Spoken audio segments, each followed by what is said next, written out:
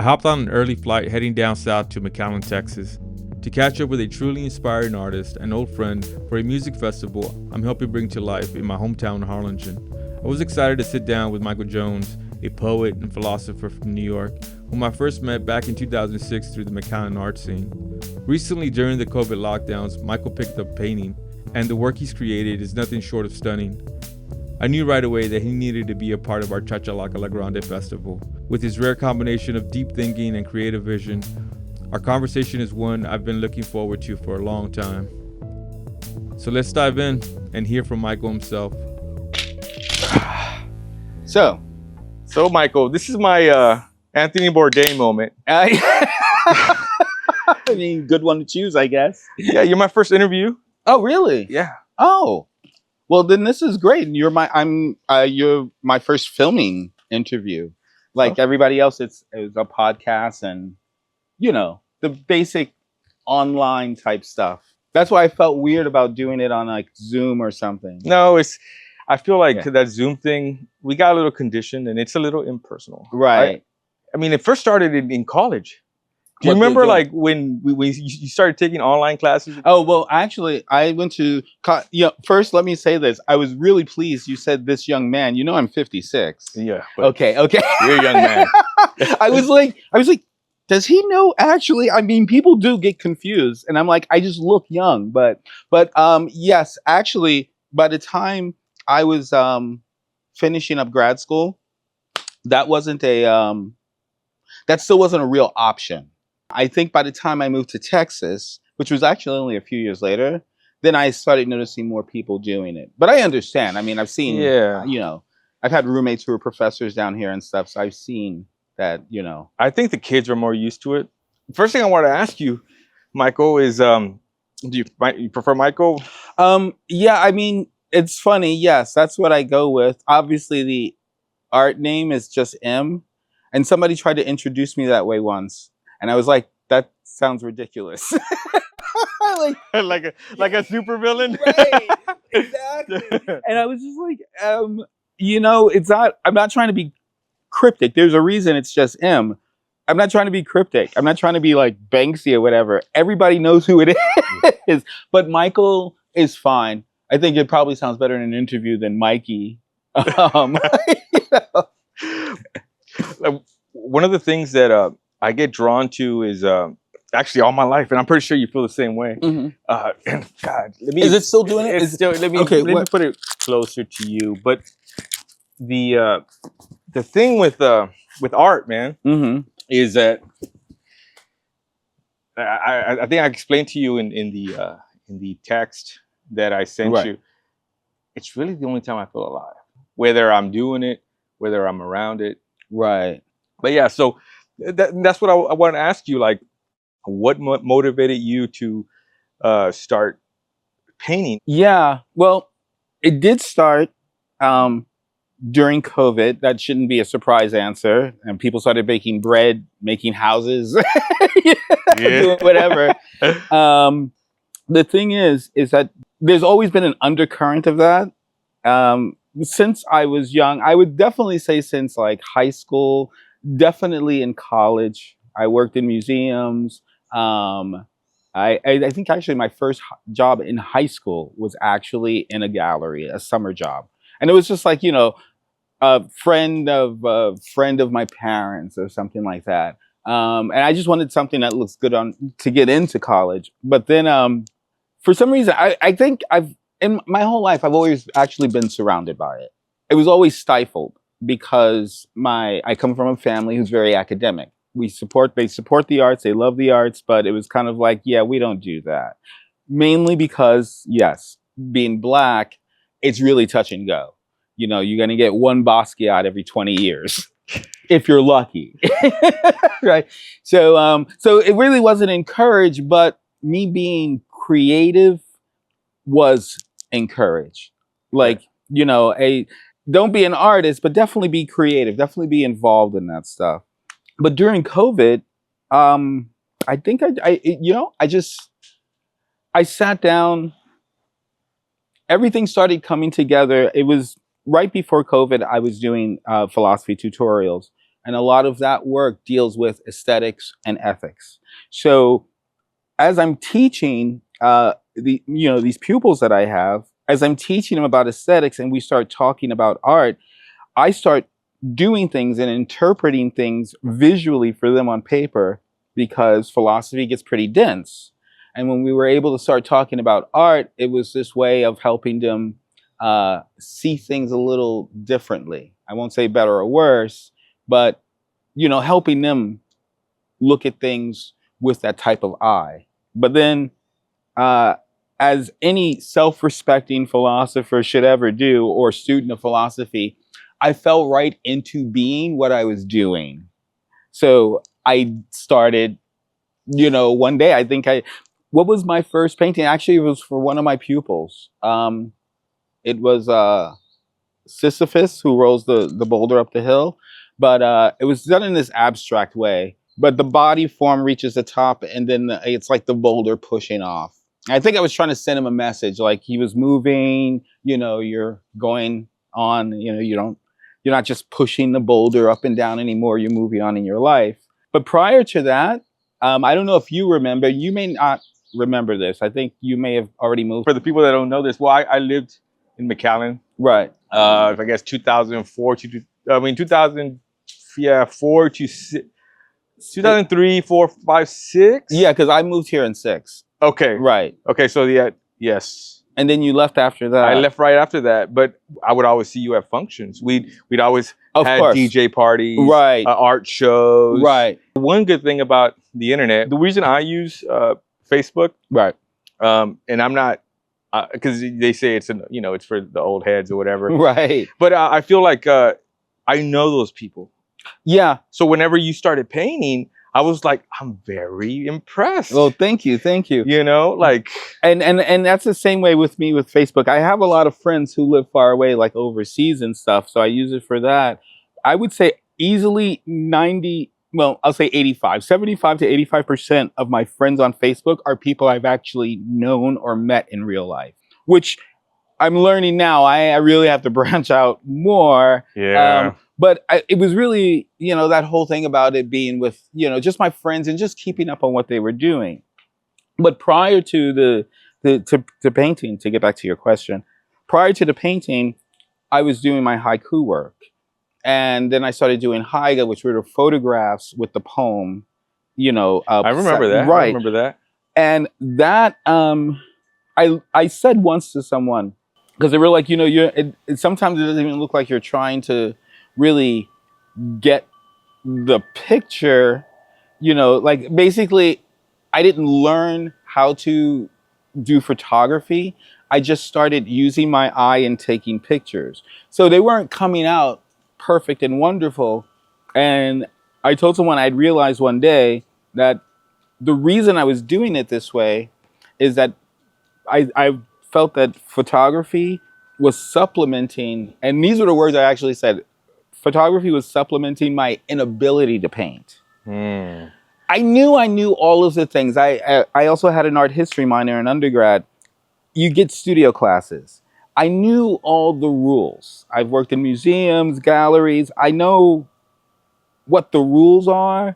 I don't think I knew the real application. I don't know if that makes any sense. But yeah, I just started doing it. And I kind of even remember what the day looked like. Because it was just one of those things where, it happened. So, and this may sound pretentious, and you know what? If you're dealing with art, it should be pretentious. But you're putting yourself out there, right? I had these materials. I don't even remember what from. I don't even know why I would have had these small canvases, but I had these materials, and then I just started painting. Like literally not even trying to draw. That very first painting I was just talking about before, the Sisyphus one. I had this idea, and the idea had to work. I was treating painting, and to some degree still, like how I treat philosophy. like, I have this idea, I have to defend this argument. So I had this image in my head, and I had to defend it. And the only way to defend it, it wasn't to anyone else. I had to see it myself. And then I just, once that happens and you realize you can do it, when you look at it and you don't question it, you're there. I don't care if it's the first one. It's like that moment where Taking you're just that first step. yeah, it was just like, oh, yeah, I guess I have been able to do this all along. And of course, there were things I needed to learn. I had 2 apprenticeships. The 5x5 brewery in Mission? To be quite honest with you, like, the only time I come to the Valley is to visit my folks. They're getting older. Right. And I think it probably didn't open until maybe after you were gone. I'd love to go, and I'd love to see it. Right. There's a mural up there, and it was an artist who used to live here, Claudia Garza. She, we were friends. We had actually met in New York, but she was also from here, and we were friends. And she got a commission from them to do a mural, and she said, "I need you to do it." And this was only the second person I ever apprenticed. And in the corner, if they ever let you go to the corner of it and see it, because it's behind the counter, my name is up there right under hers. But what they wrote is, because on those dog tags, it's all military stuff. 5x5 Brewery is a military. Wow. Okay. Right. And she designed it where there's a big dog tag in the middle of it, and she wanted me to write a haiku for that dog tag. Wow. So yeah, this was actually the first person that I was the apprentice to. He's more commercial stuff. So basically, I was just spending a lot of time walking around, picking up the tape and the garbage and cleaning the brushes, where she was just like, no, you're right in it. There are parts of it, you'll see it, like the flag and stuff like that. I did that. So she just threw you in the swimming pool? Yes, and I had to learn on my own, because the first person I apprenticed with, bless his heart, never taught me how to work on things like scaffolding. He just told me how not to hurt myself. Okay. Yeah. But he didn't tell me how to work on scaffolding or 10-foot high ladders. And she just threw me in.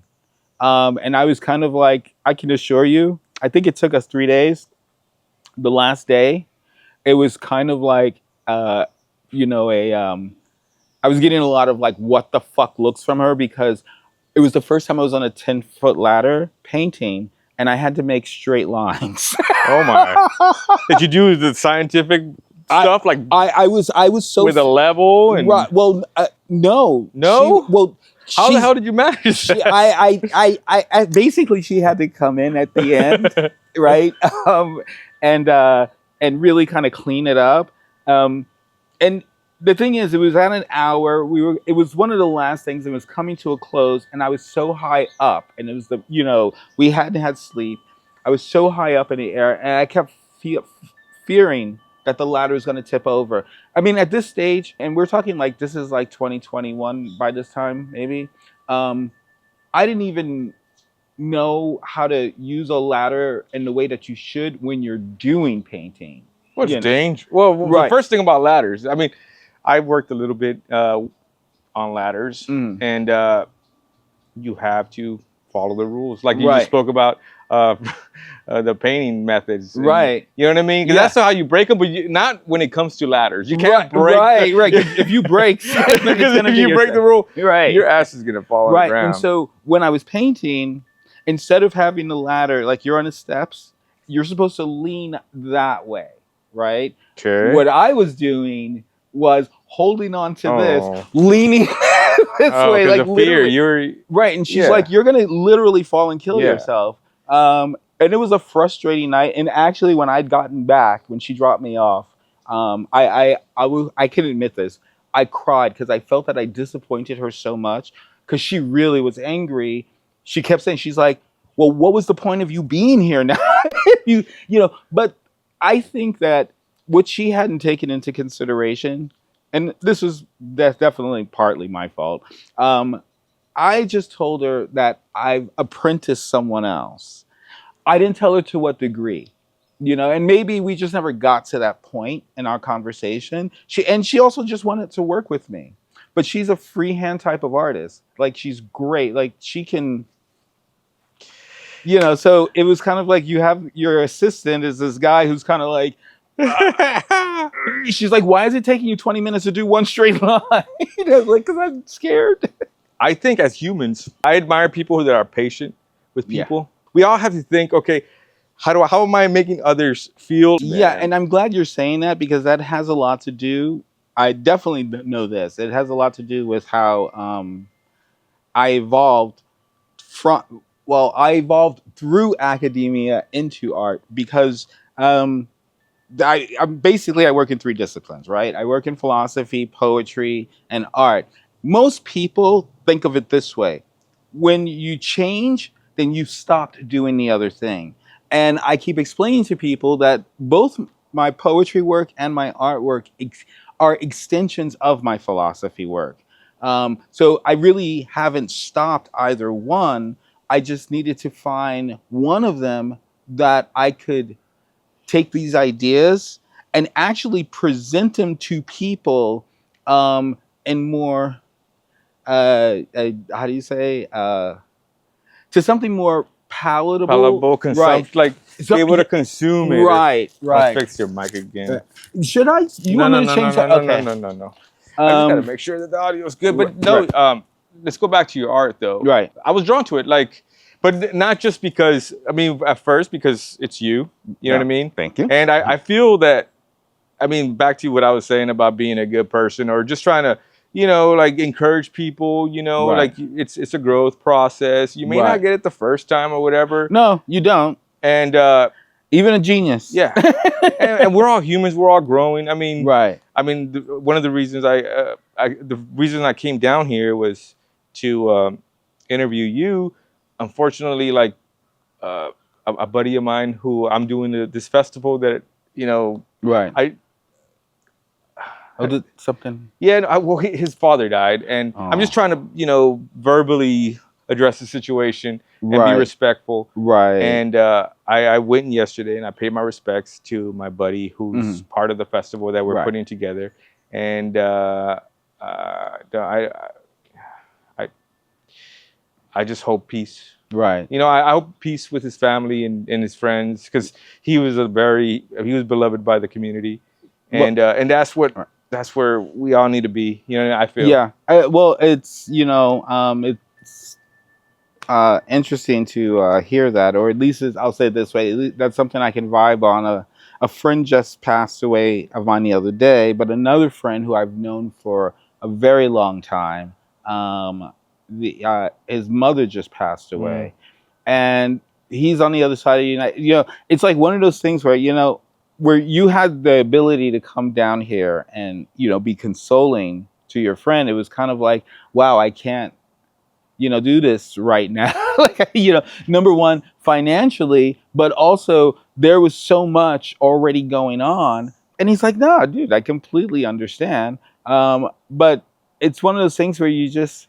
Yeah, I guess sometimes I'd focus so much on what was going on down here that when things happen back east with my old friends and family, I almost feel like I'm betraying them. Mostly my friends, not my family.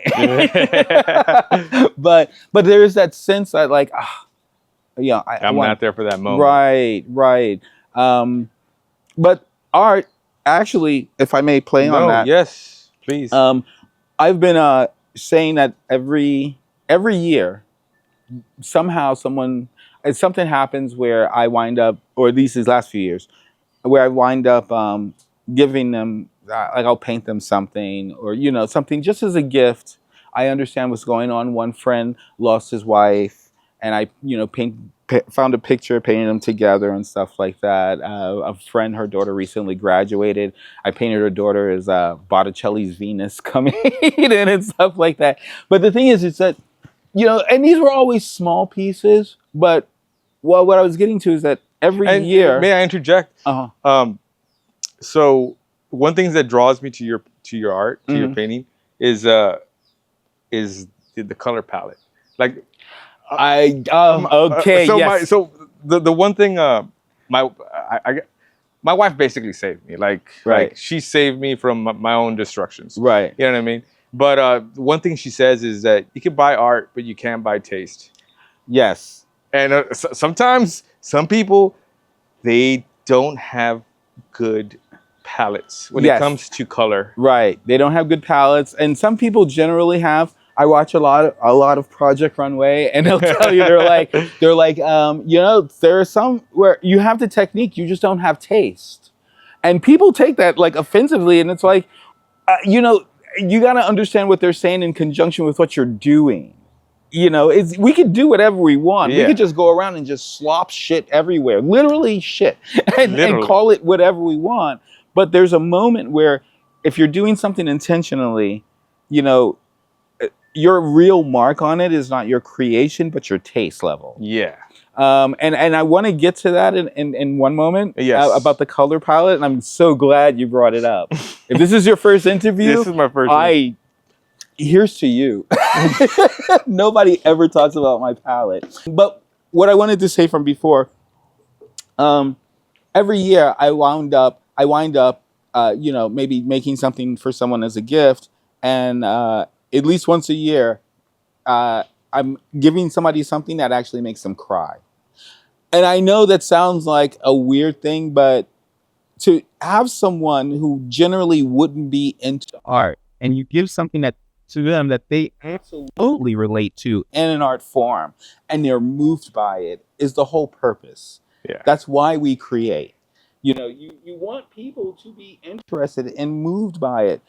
I don't think Britney Spears, you know, started out thinking she was going to be the next Nancy Sinatra. Or, you know, I don't know. I was just picking somebody who wore boots and was sexy at a time. But you want what you do to matter. It's really not going to have the impact that it should unless it's really, truly like you, where you see this is you. And what I'm about to say, that's an extension of this, is that the one thing about people have been pointing out, and that I kind of notice and I'm kind of reinforcing, is that the palette that I have, and even the way I'm doing certain lines and stuff like that, people are like, oh yeah, if I didn't know it was you, I would know it was you. Yeah. That palette, and this is another thing. This is where the pomposity comes in, that whole like, I'm an artist. You've got to make your materials your bitch. You really got it. And I hope that's going to be okay on camera. No, yeah. But you've got to manipulate your materials. Your materials can't manipulate you. And the first person, the first gentleman or artist, who did the commercial work, he was the first person, not the first, the second person really, but he was the first person to give me like this whole bucket of paint, right? Just all these different colors and the cheap stuff that you get at like Walmart and you know, stuff like that. And these colors were so like these candy colors. And I don't know, it just struck me. I generally wouldn't wear like a lot of the palettes that I have. But the funny thing is that when I started looking through my clothes and stuff like that, there was this idea that, you know, I have a lot of preppy stuff and they have certain colors. And it was this kind of idea that I could already see my personality was going into, you know, the choices I was making. And when other people, especially in a professional sense, like if I, you know, accosted some gallery to get like the gallerist's opinion or something, everybody was remarking on these candy colors. And there is a secret in how I got them to be so vibrant. One guy even said, I think he might have been bullshitting me, but he's like, you know, he's like, I thought you worked in oils. I didn't realize these were acrylics. Yeah, and I accidentally told them my secret, which is just adding egg. No. You added an egg? What I do with those colors, like the yolk or just the white? The whole? Well, it depends. If the yolk is going to affect the color, right? Then it's just going to be the white. That's interesting. The thing is that these are all And this is another That's thing. Making it wow. Huh? Wow. This is another thing that goes on in my art that people are only definitely people who teach art are catching up on, is that I keep pulling out. You know how they always say you go to the old masters, right? Yeah. Now you copy the old masters. That's how you learn. What I was doing is my old masters I consider 20th century, but I would go to the old Renaissance masters and find out the techniques they used. And one big thing was what I think it's egg tempura, where you're mixing like the, and I may be getting this wrong, so don't hold me to it, but where you're mixing the pigment with egg. And I tried it once, really kind of being funny. I needed a blue to look a certain way. And I was like, I don't know if this works. And I threw it in there. I was like, well, I lose one egg. It was before the prices of eggs today. So I was like, I can lose one egg. And I did it. And it just popped. And the egg is just enriching, all that protein and stuff. It's just enriching the colors. But the thing is, what people forget is that acrylic is water-based. So actually, it will get affected by, it's not going to get watered down. It's going to actually get affected by the egg's consistency and stuff like that. And I mentioned it once to a former housemate I had, and she she gave me $40 to go out and buy new paint because she thought that that's how I was trying to extend my paint. And I'm like, no, I'm trying to get basically a basic blue, even a cobalt blue, to almost look like it's glowing. Like a dream. Right. So so that was that, it's little things like that, that palette was really kind of writing itself. I do stuff that has like some stark gray and black backgrounds, but there's always a point in there where there's always going to be some vibrant, but at times even violent impact that that whatever color is in there is going to have. I haven't been questioning it. It's something like, because I do analyze stuff a lot, but I'm like, this is working for me, and I seem to be able to be communicating everything I want to with this type of palette. People are recognizing that it's a palette that I use, and at the same time, when I'm dealing with really stark or dark material, that somehow lightens the impact. You know how they say a little bit of sugar helps the medicine go down? Or perhaps if your parent is about to whip your ass, if they just wrap a cloth around the belt, it'll soften the blow. Kiss them before they... Right, exactly. It's hurting me more than you. Right. Because I guess another thing you may have noticed is that as much as I resisted it, obviously there's a lot of my work that may edge on the controversial, but it should. Yes, yes, and Michelangelo, right. Leonardo. Right. Oh, right, absolutely. I'll put the little symbol, hey. Right. Yeah, exactly. You know what I mean? But that works better in Florence in the 1500s than it does in the Valley. There's a lot about how art is handled professionally in the Valley, which is a world that people keep beckoning to me to have shows and be in group shows like that. But for the most part, it's something that's out of my success factor institutionally here. IMAS, when they started their group shows, their membership shows and stuff like that, I was in the second one, not the first one. And someone who worked there actually contacted me. Even with Roosevelt's, when I was having shows there for a couple of years, like almost every few months, it was Jason Perez who contacted me. And I'm not saying that arrogantly. I was happy that people were paying attention. Yeah. I mean, eventually I kind of got a little like pig-headed, and I was like, well, I don't have to put myself out there. People will find me. They know who I am. But there was this idea that, okay, we like what you're doing, so we're kind of bringing you into the fold. But sometimes when you bring an artist into the fold, it's like also inviting a vampire into your house. Mm-hmm. Like, I won't fuck with you and I'll keep doing my shit. But the moment you invite me in, it's going to get intense. And my submissions, definitely to IMAS every year. This year may be my last one for their show. But my submissions get more and more as this, I'm not going to make this political, but as this period or epoch of ours, this administration, gets gradually worse, mine become more intense. I don't think it's necessarily intentional as it is me responding to the climate. Yes, and the vibe. Jinx. Yeah, exactly. You'll owe me a beer. I'll have to come down to Fort Worth. And you guys have an opera house down there, so I think I will. Oh, man. We're so spoiled. I'm so spoiled to live in Fort Worth because I don't want it to turn into Austin. I hate saying that. Listen, I get it. You know what I mean?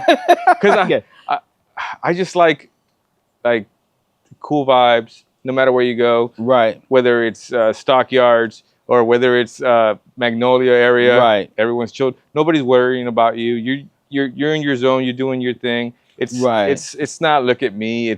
But there is an art community and they do dope stuff. Right. And you know what I'm saying? I have been looking because people have been trying to, get me to branch out into Houston and stuff. And I was like, well, okay, and then I would say like, what's going on with Dallas? Constantly Dallas Fort Worth.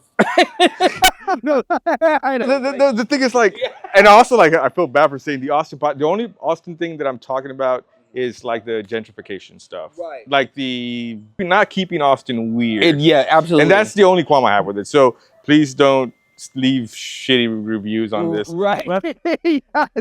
Well, that's okay. I'm going to actually top you on that because having lived in New York for about 20 years, and that's where I was going to school, it was the same thing where I'd been, for a while, my parents had divorced and then my mother had lived in the city and she'd worked in the city.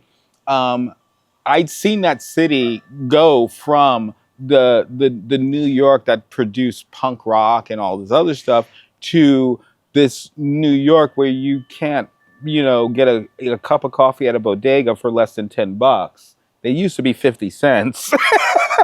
Right? So I get that. New York is supposed to be like, the radical place. Austin is supposed to be weird. Houston's supposed to be radical. Oregon is supposed to be something, Portland, but I don't know what. But these cities become these places where the people who produced it, the artists who made the place, can no longer be. It's the inevitable. Mm-hmm. How could it be for you to present something in New York, but like without the phrase that it's been going through my mind is it's like nowadays, like in the past when we didn't have the digital world, right? It was you visualized it, right? And so I think the new term is virtualize it. Right. Okay. Well, here's the thing, and either you've been reading my posts and forgetting. I'm currently, as this woman says, I haven't been contracted yet, so I can't. I'm not obligated to say a name, and I will assure you, it wasn't someone who found me. It was through connections I had in school. That's how it all began. Right. There's a gallery, but the gallerist in Brooklyn, New York. First, let me preface it by saying this. People keep asking me, well, why didn't you do this in New York? And I was like, because I wasn't doing this in New York. Also, in New York, in a half a block, you can see 20 of me. And I mean specifically, whether whenever I have facial hair or not, a bald, black, gay guy who writes poetry and does art everywhere. Like my competition would be fucking insane. And people would also confuse us. But what was I going to say? Oh, I got in contact with this Brooklyn gallery and she said, and I trust her because I trust people in that position. she's like, well, I sent her some stuff. She's like, well, your painting's fucking naive. Which was just her saying, like, I get what you're doing, but I'm not interested in that. Yeah. At least you heard back. Right. Well, this is what happened. She decided to revisit it. And I don't know if it was the friend that we mutually had that was kind of pushing that, but she went to my Instagram page and she started seeing those memes I create. And she was like, oh, that's very Barbara Kruger and, all these other, New York artists who did that. The meme before it was the meme. Yeah. And I was doing it in that style. And she said to me, she goes, this is what I want. She even copied pieces that she liked. And she goes, this is the shit. She's like, this I would have. She goes, I have a bunch of clients. She goes, if you can come up with 30 pieces of this, first digitally, because they would have to be prints. And she goes, I could guarantee you, I would give you a show. I can't guarantee you I would give you representation yet, but I guarantee you a show because I would do it digitally. And then she would like kind of send examples off to the clients that are into this. And the first thing I did, I got on my high horse. I was like, this is just stuff I do online. It wasn't even ever meant to be anything but a file on my computer. And she goes, let me tell you something. She goes, I have a bunch of clients that love this type of stuff. I think she referred to it as post-conceptualism because I do work in words a lot. Yeah. And she goes, I have a lot of clients here in Brooklyn alone who are very illiterate, very wealthy, and love words on their walls. That's exactly how she sold me on it. And she's like, if you can figure out how to do these, whether it be silk screening or digital print, if you can figure out how to do these on a large scale, like huge poster size, like stuff like that wooden thing, like that size. She's like, I could guarantee you they would start at like a few thousand. And with you not even being known for this yet. And I was kind of like, I don't know if I want to be known for this. This is like a side thing. She goes, you got to get known somehow. And she laid out the whole thing of how it works. Like, we'd fly you, here, you'd stay here, preparing for the show, maybe the duration of the show, stuff like that. And I was like, yeah, I know how all that's handled. I go, my concern is this. To produce something that size is actually more expensive than producing a painting that size because I don't have that machinery, so I have to outsource. Then I have to figure out about mounting. Like she's like, you can't just hang it up there like it's a poster. Yeah. It has to be mounted or framed in some way. And then I was figuring out, I was like, each one could cost me up to, and then there's the storage. What about vinyl? Doing it on vinyl? Yeah. They use laser printers. Oh, right, yeah. Well, there are options that I've been looking into, but on average, to produce one, like I said, that size, the sizes that she would be interested in, could cost up to $200 to $300. But she says for that type of work, on average, she's letting them go for like a few thousand. And she has like a lot of clients who like this stuff. The other thing is that she's like, if I really like the collection, which I have to start getting on soon, because if I really like it, all you have to do is send it to me digitally. I'll look over it, tell you what I like, tell maybe where you should be going. In a sense, she's kind of on her own choosing to groom me because she really feels that she can market this. But, the deal is that it's, you have to, number one, do it. And you really kind of have to be kind of committed to doing it. Like, you have to make these pieces be something that is truly impactful at that size. She goes, even if you just had one word going across, it has to be done in a particular way. You have to do it basically on a much higher scale than whatever you're just putting together on your file. So the good thing is, she says you could present it digitally first. Right. So now, I think, like that old phrase, don't put the cart before the wheel, but you actually, you have Before the horse. Yeah. What did I say? The wheel. Which is actually equally funny. No matter what, it's so funny. So you have your yellow brick road. Yeah, I kind of do. But sometimes there's artistic confidence, but then there's also artistic arrogance. And down here, even when it comes to painting, there are things I won't do. But like I said, somebody, caught me off guard, and they were like, well, maybe a mural on our wall. And I was like, okay, because I've turned down other mural offers. Yeah. But the thing is, they gave me that black room to just put up my stuff. Yeah, tell us about that. Well, the black room. This is like my new favorite thing, and like I said, we're gonna do it again. Yes. So there's this place called Brooklyn Barbershop. Okay. Brooklyn Barbershop. Okay, I'll say it this way. This is some group of poets that I guess I've kind of just been adopted by. My friend Daniel Garcia Ordaz, he's like, kind of like the head of it all. And he actually had me write an introduction to his poetry collection a few years ago. And essentially, I kind of consider him, no matter what I was doing creatively before that, he kind of like put me on the map and being out there. Like I would never go to readings and do readings. I go to readings, see other people read, but I wouldn't read. So, he goes to this particular barbershop. There's another poet from far. She is friends with these people at this barbershop, but one of them, it's called Brooklyn Barbershop, and one of them is actually from Brooklyn. Okay. And the woman from far, the poet who knows him, was living in Brooklyn for a while. So first of all, I can smell a New York vibe a mile away, and I always love it. The piss, the shit, all of it. Yeah.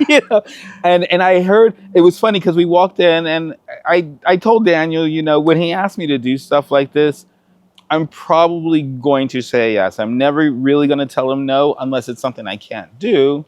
And we walked in and it was a barbershop, and I'm looking at the walls and things are just kind of here willy-nilly and stuff like this. And he goes, this is where we're going to have the reading.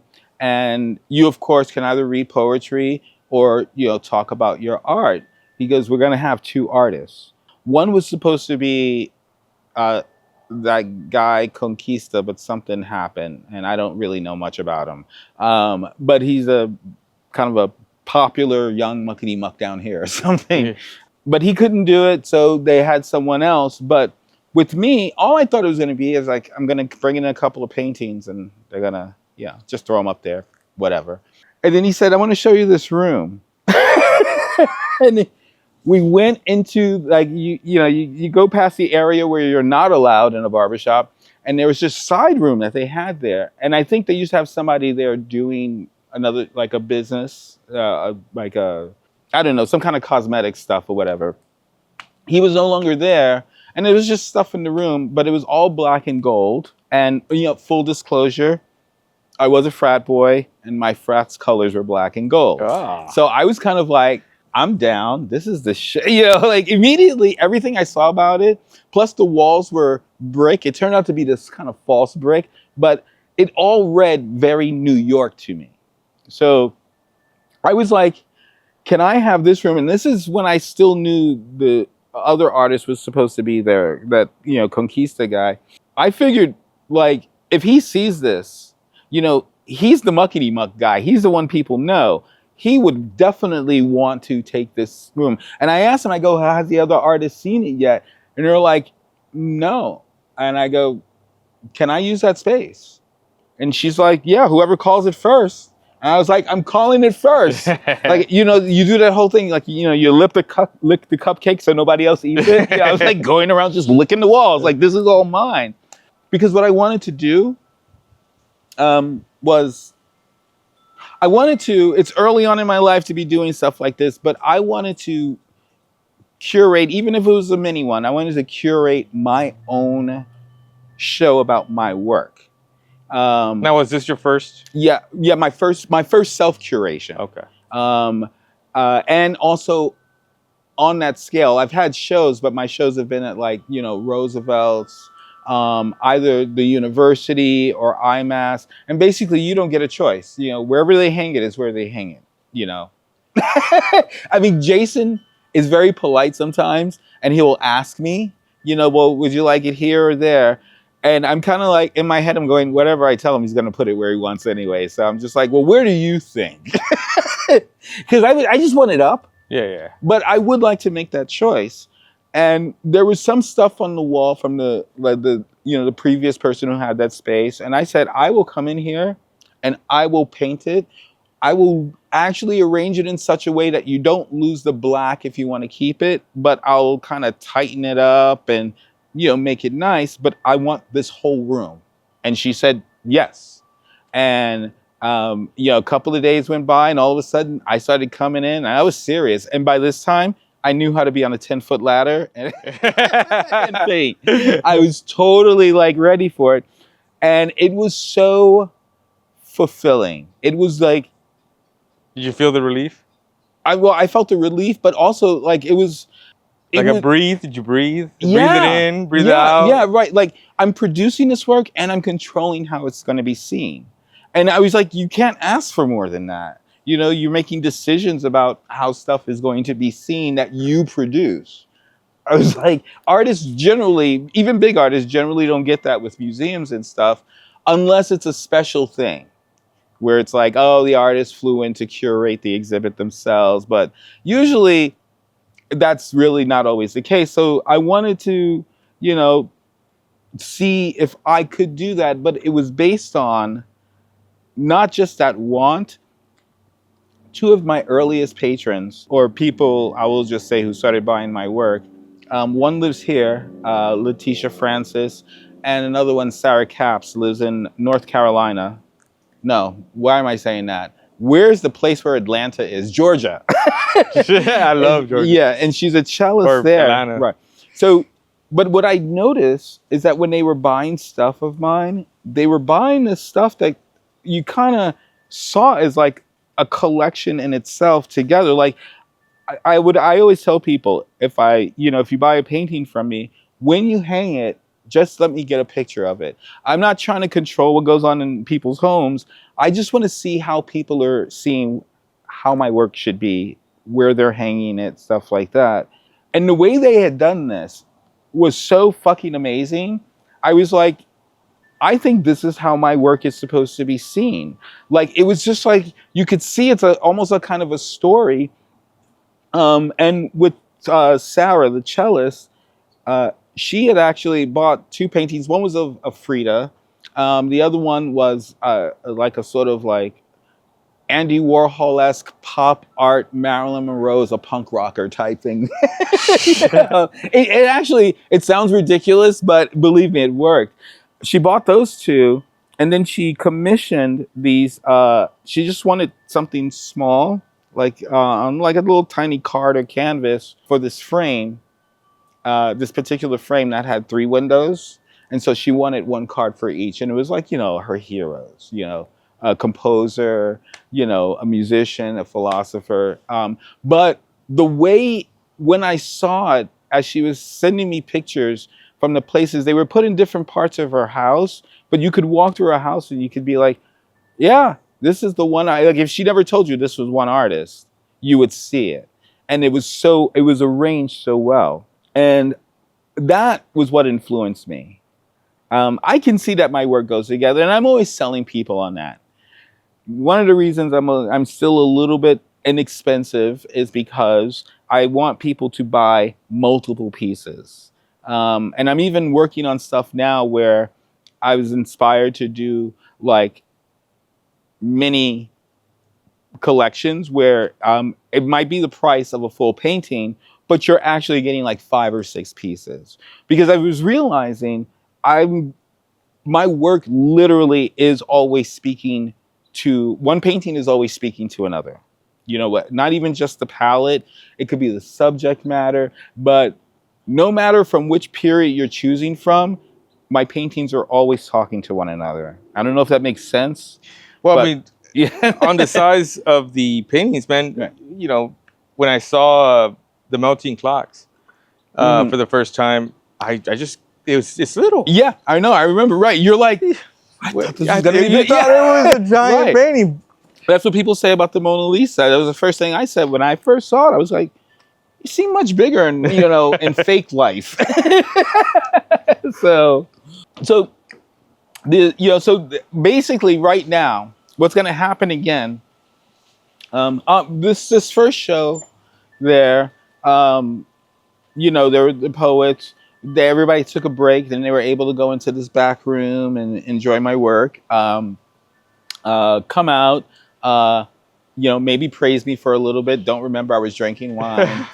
I was going to read some poetry, but with me, when you ask me to speak, sometimes it's a crapshoot. Maybe it's going to be poetry. Maybe I'm just going to say chuck it, which I've done, and just go off cuff about whatever. Excuse me. But then, I had to make the little labels, and then it was like the pricing and stuff like this. And the thing was just, the thing that ruined it for me was the pricing. So I said the next one is actually not going to be sellable stuff. But if there's one after that, I'm going to start leaving, when I curate my own show, I'm going to start leaving the prices off, just come up with a price list. Because for some reason, it just felt tacky. I know that's what you're supposed to do. Well, I mean, my wife, Keisha, she, we have this rule. Mm-hmm. If you can't leave the place without something. Right. That's how you know it belongs to you. Right. Or it needs to be in your collection. Right. Oh, yeah, absolutely. And I do get that. My stuff at that barbershop place was only supposed to be up for basically like a day or two. They wanted it to stay up for about 2 weeks. That's how long. And it wasn't about them trying to sell it. Like I was like, once I'm out, I mean, the labels stay up, but you don't have to worry about that. Maybe just give them my number if they're interested. They wanted it to stay up for them. Yeah. They walk in every day and they would go to the room. Woman. I mean, but that's like in painting history, people, they lend stuff to museums. They lend stuff. Exactly. I guess there's other artists who, I mean, I don't consider myself an artist. I'm a lover of art. Right. And I dabble and stuff. But like people like Bob Marley put it more eloquently about how possessions shouldn't rule you, or possessions are just possessions. Absolutely. And art is what makes you feel alive and stuff. Yeah. And they were overjoyed. And the thing is that, these proprietors, they liked creative stuff, but they weren't like, these highbrow art people. But the way they were talking about my stuff, which in the most innocent, pure way, they had more to say that was on point than all of the other people who are educated in it that would talk about my stuff. And I'm like, you guys are so way off base. One guy worked there. He compared mine to one of my Bowie paintings, or my Bowie painting. He kept calling it, and I wasn't getting it at first. And and he's talking about the Stephen King's It. But being a person of my age, my It is the Tim Curry It, when the first version. I'd never seen the reboot of it, and when I did, and I saw how Pennywise looks now, because it took me a while. He kept saying it. I still haven't seen it. I was traumatized from the first one. Yeah, exactly. Exactly. In my neighborhood during Halloween, they put little red balloons in the damn gutters. Exactly. May I? Sure. And he, so he kept calling it, and I was like, Excuse me, thank you. No. It's I was like, it's David Bowie. And he kind of looked at me kind of weird. I was like, okay, but I was fine. And then a couple of days later, I don't know, it came into my head again, and I actually looked up the images of the new Pennywise. And the way the lines are, the way, the white is prominent, but the red is used in a particular way. I was like, he actually, the palette. Right. Back to the palette. Yeah, he saw the palette and everything. And I was kind of like, yeah, he was on point. I always encourage people. I'm like, sometimes it's not good to know too much about the artist's intention and just be a complete and fucking ignoramus. I don't mean that in a bad way. I don't know if there's a good way, but to be a complete and utter ignoramus when you step in front of a painting, no matter how many times. You have to be like kind of born again every single time. My wife, I keep on mentioning my wife, but Keisha, whenever we travel, there's not a place that we've been to that we haven't gone to a museum. Right. So there's a certain sensation, there's a certain emotional feeling you get when you stand in front of a painting. Like, of course, there's the paintings where there's like a ton of people and they all have their cell phones. Right. However, there's the times when you're by yourself and you can just sit and stare. Yeah. I had to actually, when the smartphone came out, I actually had to train myself not to be doing that at concerts and at museums, because basically you're really watching your phone. You're not looking at life. Right. And that was behind what I meant when I said the thing about the Zoom. I was like, well, honestly, if you're going to interview an artist, maybe a musician, you can get away with it, but an artist is dealing with something that is absolutely visual and that you really have to see. Yeah. I could bring them and put them in front of my little laptop and be like, oh, yeah, but you don't get same. You don't get the impact. You know what? And in a sense, alive, I'll tell you one thing. I went to go see MG. What's his name? The Green Onions guy. Okay, when you said MG, the first thing I thought was Machine Gun Kelly. No. Sorry. What's that? The artist? There's a wrestler by the same name, Booker T. Oh my God! Wow. Did you learn about Booker T from your wife, or is that okay? You're like, I'm cool too. No, I actually, Booker T and MG. Yeah, so we grew up listening to that stuff. I mean, I used to work for PBS, so a lot of the stuff that I learned, was through PBS, which is so important that it still exists. Yeah, surprisingly. I mean, everyone forgets that. Hey, there's a lot of educational stuff, you know what I mean? And absolutely. And if it gets bullied for political stuff, you're missing the point. You know what I mean? You're missing the point, right? Because there's a lot of important stuff that needs to be shared with the world. You know what I mean? Artistic wise, right? Now, I was at that concert and he played Purple Rain, and I started bawling. Yeah, I don't know why I was crying. Right, but I cried. Of course. I know someone that actually saw the performance of, speaking of people who are involved in purple stuff, I saw someone who actually saw the performance live of Prince when he did Creep, which was all over YouTube. And they said the same thing. Like, they're like, I don't even think I like Radiohead, but when he did that, it was this thing that just, these things just happen. It just happened. It's emotional. Right. Exactly. Art is emotion. Like art conjures. Art's magic, man. Mm-hmm. And so, like, it is the one magic you could actually truly believe in. Like, if an artist pulls a painting out of his sleeve, I'm like, okay, that magic I believe. The rabbit out of the hat, no, but it's an illusion, Michael. Right, exactly. So yeah, go ahead. Yeah, so the reason I came down here was to tell you about. Well, the reason I contacted you was because some buddy of mine from Harlingen, they wanted to do a festival. Right. And they asked me to be a part of it. And I was like, I haven't been in Harlingen in over 20 years or so. Right. And I was like, okay, we should do it during Thanksgiving when people come down. They come down for the holiday, visit their family. It'd be a great opportunity to everybody to get out of the house. Because I feel like right now, like, people don't want to go out. No. Well, you don't have to. You don't have to. This part you may have to edit out, but I had a problem with a housemate the other day because his girlfriend was off. And I said, I think she had gone away for the weekend. And I was like, well, you used to go out. You can just go out. Because I'm like, dude, I'm too busy to be entertaining you. Like, if you were 10 years old, maybe, but I can't. He's like, and he said this. He goes, well, why should I go out? Everything comes to me here. And then he meant like, everything. Like, you know, his girlfriend comes over, packages are delivered. I understood what he was saying. We live in a new world. Right. But I was kind of like, that still is not why people go out. You know, you don't just go out to get the things that you can now have sent to you. You go out to be in the world. You know, you have to be in the world somehow.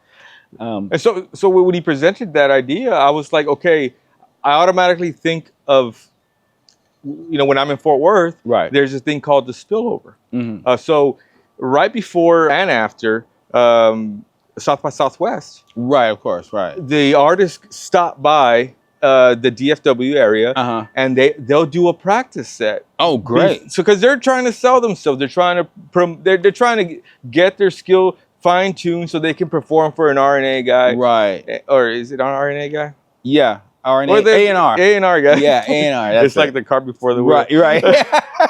But, and I'm fascinated by that because, you know, if you get them before, they're a little iffy. Right. You know what I mean? They're getting the kinks out. Right. By the time they come back, oh man! Right. When you get them back from South by Southwest, where they're playing like every night. Right. And it all goes back to practice. Yeah. You're better with whatever you do. You can't you can't think, okay, I feel tired or whatever. It takes dedication, and it takes a lot of cojones. As a matter of fact, that advice, there was a Greek painter. There's a handful of Greek painters where we actually know who they are, know their names and stuff. But back then, of course, anything you did was related to either the state or philosophy or something like that. So their artists also had these philosophical ideas. But one advice Apelles in particular had was that you need to do it every day. Wow. Every day. Every day you have to paint. Every day, even if it's just for a few minutes. Now, this part I'm just ad-libbing, but you know, even if it's for a few minutes, you have to do it. And I think, with the exception, if you put it together in these last years, I think there's been a total of maybe 2 weeks. If you take all the days together that I didn't paint, there's about 2 weeks where maybe I didn't paint between when I started in 2020 and now. Like, just every day I wake up. Sometimes when you see the studio space, it's very small. If I'm working on something, sometimes I just get some blankets, throw it on the floor. I paint till I'm too tired. I pass out right in front of the canvas on the floor and wake right up to it every day. That's the first thing I see. And you build this relationship with what you're creating. You know, it's like having babies. You know, every painting I'm working on is a newborn. And yes, they do wake up in the middle of the night. Or rather, I should say, I wake up with ideas at 4 a.m.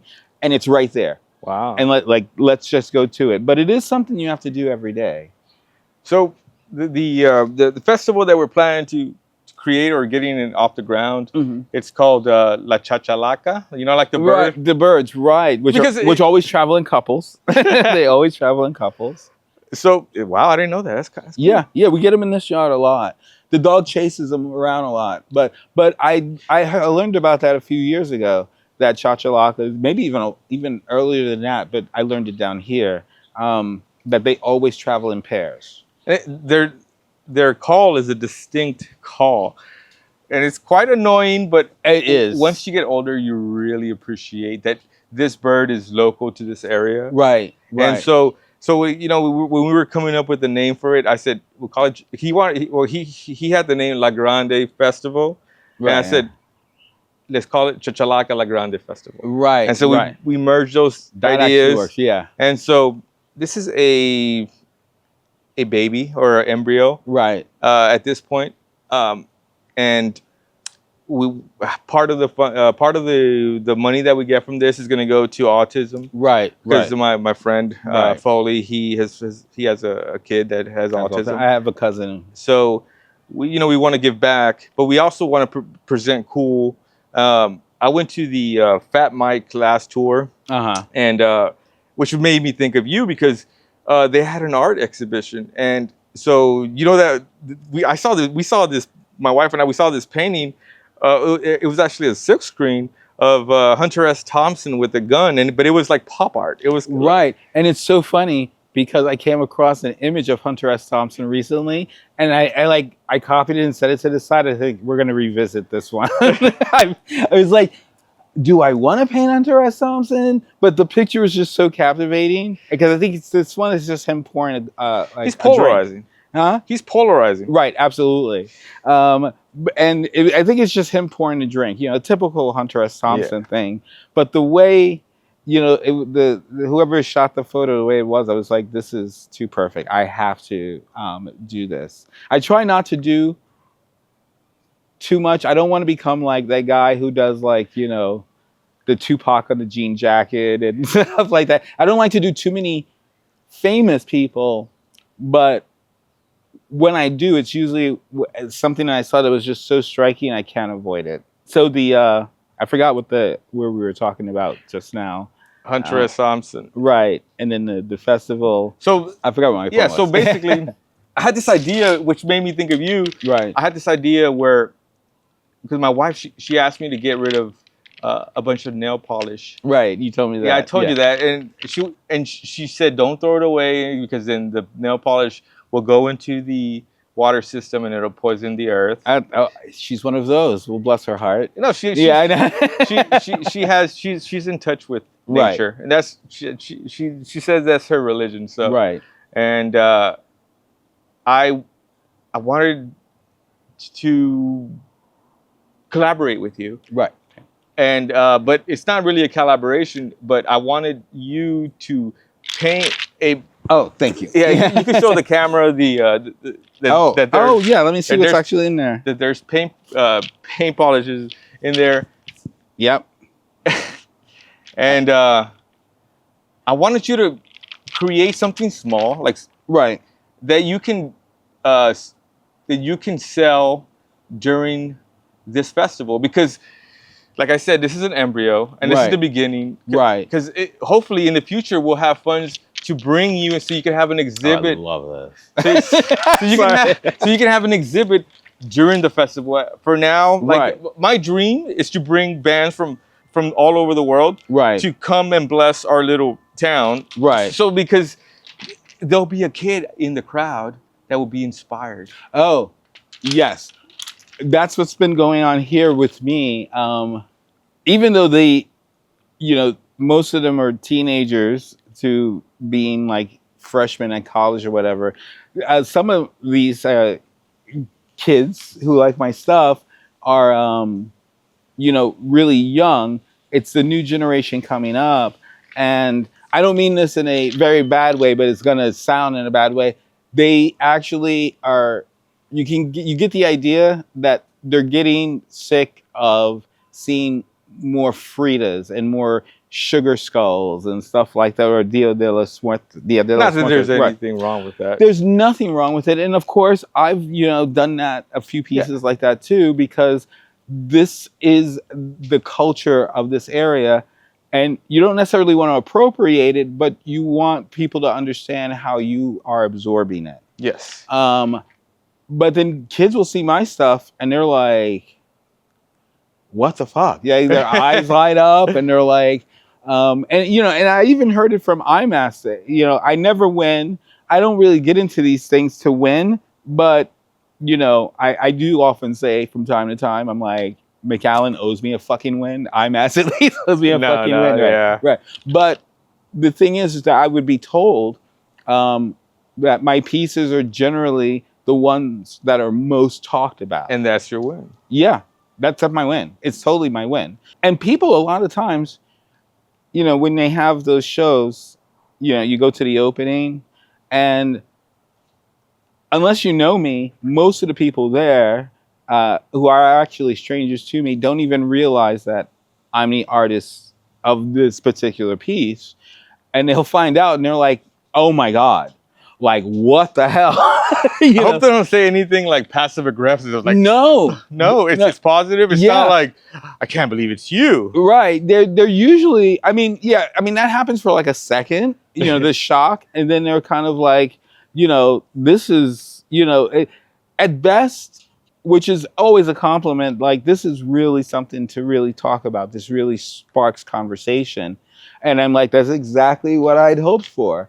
And thank you. Yeah, it's gonna be my pleasure. And the guys, they think your stuff's wild. So so you have shown them? I've shown them. Oh yeah, good. Yeah. So good. They're excited, and like I said, this is just the embryonic stage, and and hopefully things. I mean, we already got venues, right? And for me, it's not always. There's not always a. Sometimes I'll say things and there'll be like this racial component in it, and it's not always negative. Not that it can be really positive racial things, but I was speaking once at this place, Common Space, where the friend I mentioned earlier, Daniel, who does the poetry stuff, he started this salon there once a month, except for the summer because it's just people go away, it's too hot, right?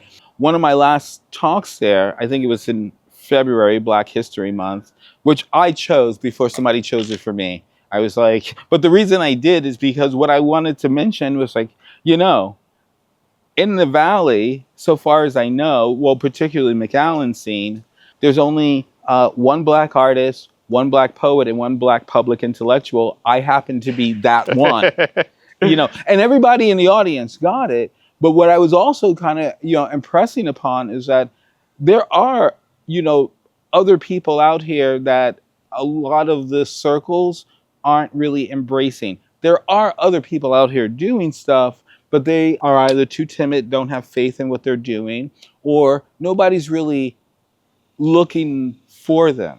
Everybody's looking for something that is absolutely familiar. And even though I think I use things visually that will convey something familiar to people, the way I'm doing it and what I'm doing is totally new. And the kids, I'll say it this way, the kids love it. Even one person who I used to babysit when he was a baby, Cactus. Yeah, that's a great name. Yeah, his father is a professor at UTRGV. Mother teaches at STC, and I basically had, for most of the time I'd been out here, I pretty much helped them kind of raise their kids. And he came to one of these talks at Cactus, and he came to one of these talks, and Daniel was like, why don't you introduce Michael? Because I used to change this kid's diapers, and now he's like in college. And he got up there unscripted and said, it was such a great introduction. I can't even tell you what he said about me. It was just the way he handled it, about talking about being young now and how he is looking for something new here. And that may be one of the reasons all the young people are leaving, is because all of the older crowd, the seniors, are still holding on to this little scene that they have with dear life and maybe justifiably, but it's not speaking to who's coming up. And again, that the gallery in Brooklyn, who's interested in my work, it's kind of like the same thing. She's not really saying that my painting is bad, but what she is saying is that meme work and that stuff that I'm doing there speaks to the audience now. She's like, yeah, what you're doing is naive, and I can tell you don't have this big huge studio. She's like, I bet you even have just like this little room that you're in. I'm like, maybe. Right? But she's like, because I can see that your things are so controlled. It's like your size and stuff like that. And I'm like, yeah, my space is limited right now, but I'm looking toward getting more space and getting bigger with my works. But the meme stuff, she was like, that is what is the language of today creatively. Digital stuff is that. And she's like, I'm not talking about NFTs and stuff like that. And she's like, just the idea that people are very interested in prints. The thing is I think, and she did warn me about this, it does convey to people that is a something everybody can have. And what she is interested in mainly is me doing the prints in the same way that I would be doing a painting. In other words, that print, when it's sold to whoever, that's the one. I will not have like a whole like string of posters of their copies. She's like, when I sell them, that's the one. So it's basically sold like a painting. Like that's the original. And she did suggest, she's like, but you should always keep one or two just in case there's damage or whatever. But she's like, if I represent you, I handle all that. So I'm like, good. But the idea is that, yes, there is an audience today. If you're trying to use creative or artistic language from a century ago to speak to people today, that's not going to fully work.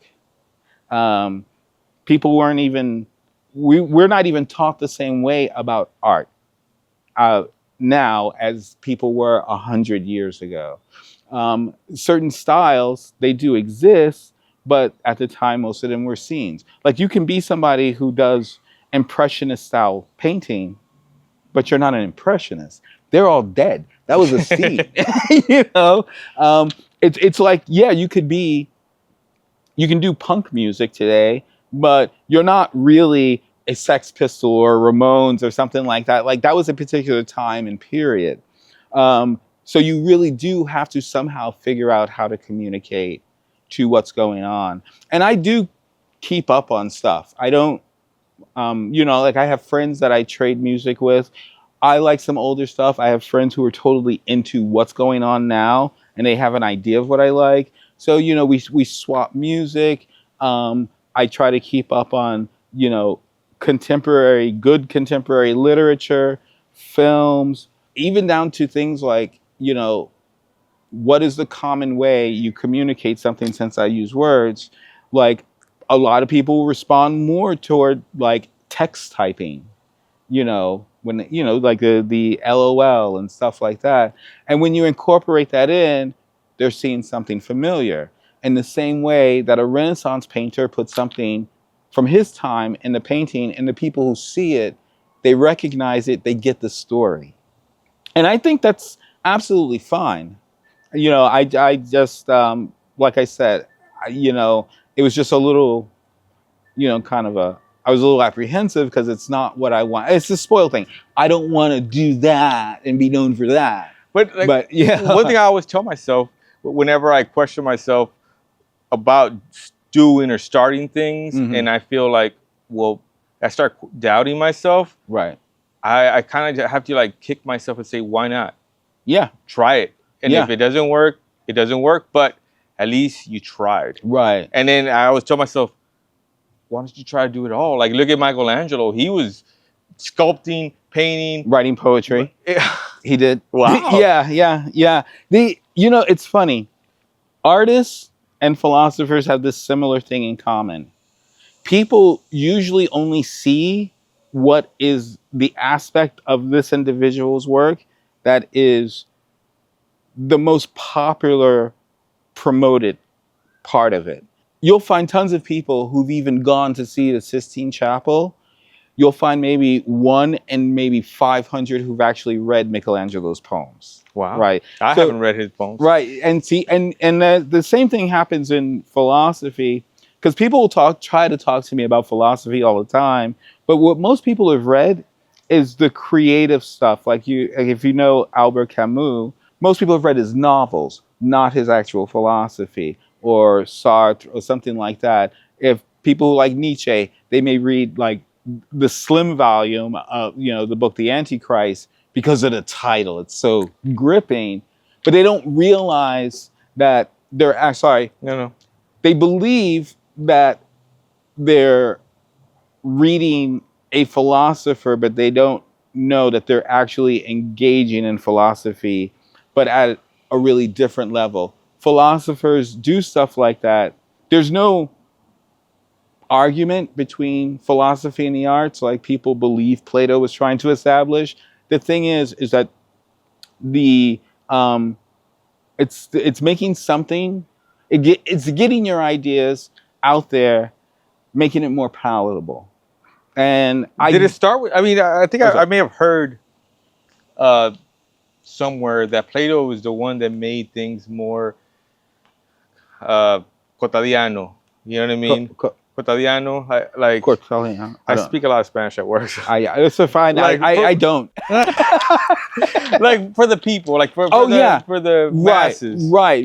And I could be wrong about that. Well, it's a yes or no. I mean, he was speaking to the masses by criticizing the masses, but it was still familiar to them. His main issue was that, you know, he was the one who started this like fight between philosophy and poetry, that poetry was lesser because philosophy really focused on the truth and getting to the truth, and poetry masked all of that, you know, with like this flowery language and stuff like that.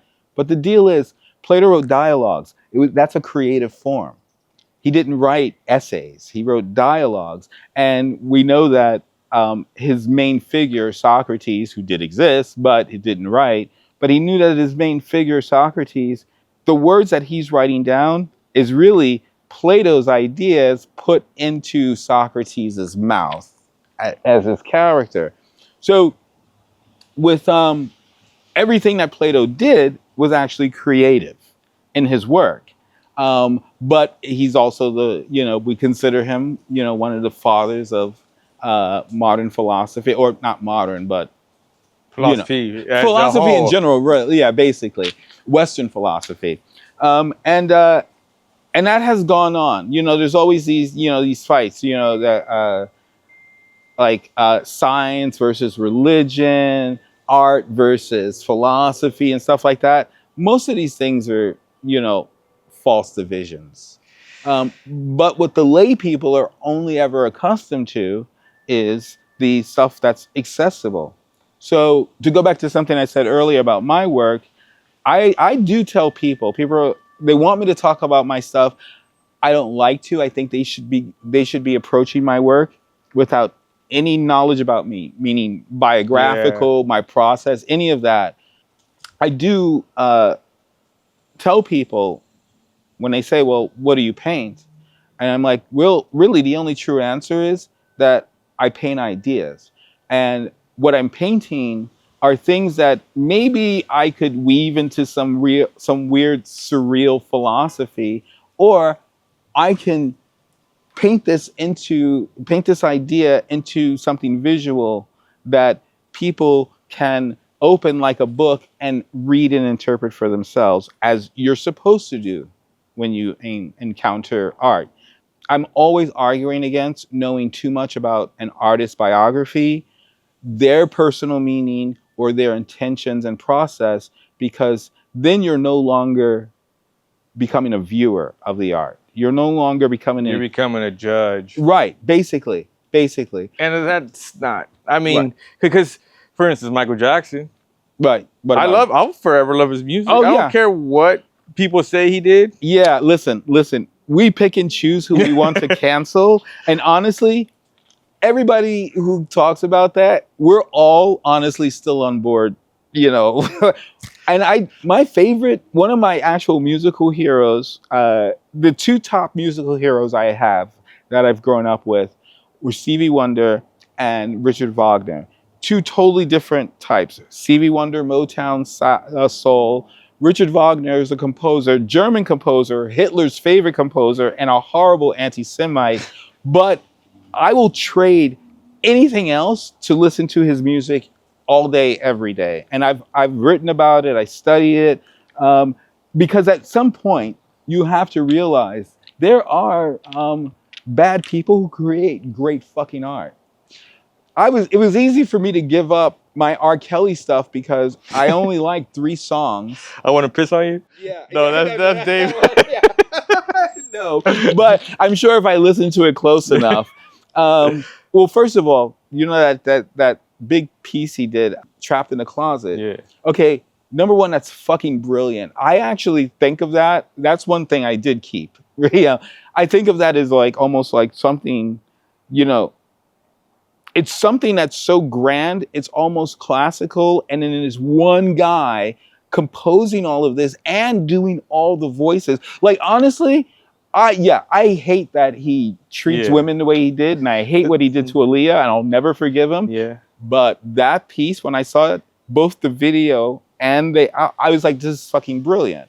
Cosby was easy for me to give up because I didn't really like most Cosby, even growing up. And, you know, there are a couple of others. I'm never going to give up Kanye's first 3 albums. I don't care about the other shit anyway. I'm never going to give up that. There are people out there who are just not great individuals, but the music or the art they produce is so goddamn good that we do have to remember this is not the first time people have been asked to choose between an artist's morality and their work. And historically, what has always happened is people are like, we're choosing to work. I really don't care what you were like, you know, in your house. I'm sorry to your victims. And inexcusable. Right. You're deplorable for that, and you'll never be invited for dinner. But when I listen to go back to Michael Jackson, for example, I remember watching that, what is it, Leaving Neverland documentary. And I do believe that he had issues. I also believe parents, I don't care how famous you are, parents should not be stupid enough to leave their kids with people they don't know, no matter how famous they are. But I also remember that same day after watching that documentary, I think I pulled out both Off the Wall and Thriller, because I remember distinctly when those albums came out. I was very young. I remember how much I loved them. And when I put them on, that same feeling came back. And I'm like, yeah, I'm not giving this up. Also, it's ridiculous. Why should I? Yeah, no. I didn't give up any of the rappers who killed each other.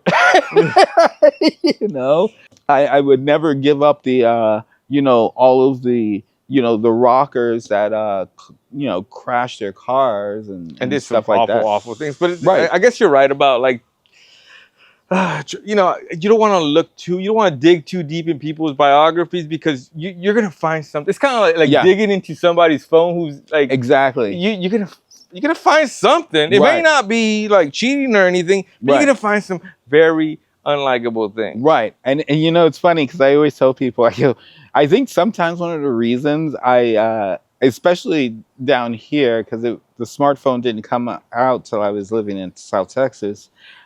This idea of letting your significant other like go through your phone and stuff like that. I'm like, first and foremost, you're not going to find anything that I'm not going to tell you about or that you won't know about. But the other thing also, it's none of your business. Yeah. Number one. And number two, don't think that I'm stupid enough to keep all my grimy shit on my phone, because we lose phones, right? So, you know, it's a two-edged sword. If you are that type of person, just be smarter about it. But the truth is, we are always, like you said, we're always going to find something that displeases us about anyone. It could be our family, it could be, our friends, but I think the reason it happens with artists and famous people in general is because that's usually magnified so much. Yeah. We all know people who've committed adultery. We also all knew, I tell people this all the time, when I was a teenager, I'd be hard pressed right now to remember any teenager that I associated with who wasn't at one point or another dating somebody who was older. And I think back in the 80s, we were probably a little bit more intense about that. I know. I always thought it was weird, bro. Seeing older cats picking up junior high girls. Right. But this was the thing. My first, it's always confusing because my first and my third boyfriend were the same person. My second one was actually already in college. And it was kind of one of those things back at the time. We didn't really think it was weird. And when I look back on it, I'm kind of like, yeah. But I also remember being the one who approached him. I also remember being the one, even when I dated other people who were older. But it was never anybody who was like 56 when I was like 16. I think at the end of the day, we have to differentiate the hurt value. Wow. You know what I mean? Not only I'm going to steal that, but yes. I never thought to look at it that way. Hurt value sounds... I understood it as soon as you said it. There is some evil shit in the world, and there's some evil people in the world. Right. But I think that that we should all, like, especially right now in these times of madness, I would think, where like ideas are being well, I don't want to get too much into it, and we can make a part 2 of this. Yeah, that anytime. And but I just want to thank you for your time. Excellent. And Excellent. Thank you for agreeing to do this, and this painting is going to benefit you, because I want people. Do I get to choose my subject matter? I won't make it obscene. No, you can if you want. This is all you. Right. Just be you, and like others. I know others like really dig what you're doing. Thank you. And I just want to say, hey, continue what you're doing. I will. I really appreciate being able to see you like grow. Thank you. And that's pretty much it. If you want to say something. I was going to say, just to piggyback on that, the first few people who ever bought either a painting, or even when I was doing those the photographs and stuff like that, any of those early people, I told them immediately, I was like, I promise you, I will become famous, even if it is by dying, so that'll be worth something.